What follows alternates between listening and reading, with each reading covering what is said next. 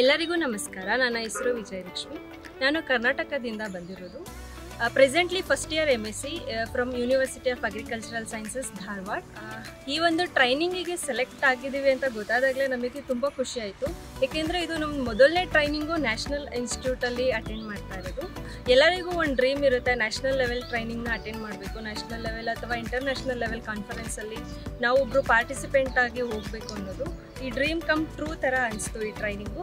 ಮತ್ತು ಈ ಟ್ರೈನಿಂಗಲ್ಲಿ ಪ್ರತಿಯೊಂದು ಏನೇ ಕಲ್ತಿದ್ರು ನಾವು ನಮ್ಮ ಫ್ಯೂಚರ್ಗೆ, ನಮ್ಮ ಕೆರಿಯರ್ನ ಬಿಲ್ಡ್ ಮಾಡ್ಕೊಳ್ಳೋದಕ್ಕೆ ಸಾಕಷ್ಟು ಹೆಲ್ಪ್ ಮಾಡಿದೆ.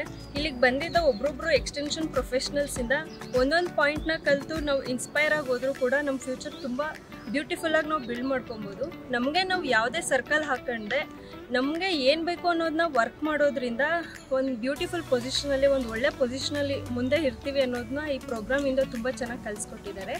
ಈ ಒಂದು ಅವಕಾಶಕ್ಕಾಗಿ ಟೀಮ್ ಮ್ಯಾನೇಜ್ಗೆ ಹಾಗೂ ಪರ್ಸ್ನಲಿ ಡಾಕ್ಟರ್ ಸರ್ವಾನಂದ್ ಸರ್ ಮತ್ತು ರಹಲ್ಯಾ ಮ್ಯಾಮ್ಗೆ ಧನ್ಯವಾದಗಳನ್ನ ಅರ್ಪಿಸ್ತೀನಿ. ಧನ್ಯವಾದಗಳು.